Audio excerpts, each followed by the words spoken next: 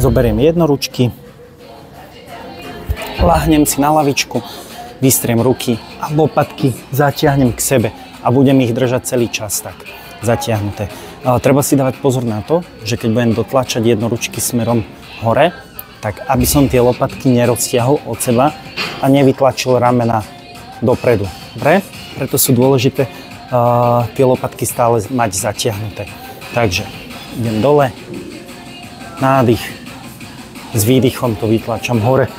Ja osobne volím cca takúto nejakú úroveň.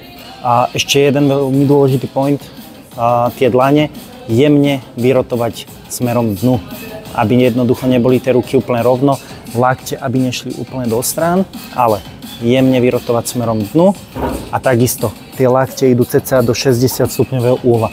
Nejdu sem, úplne do strán, nejdu pri telo, ale niečo medzi tým.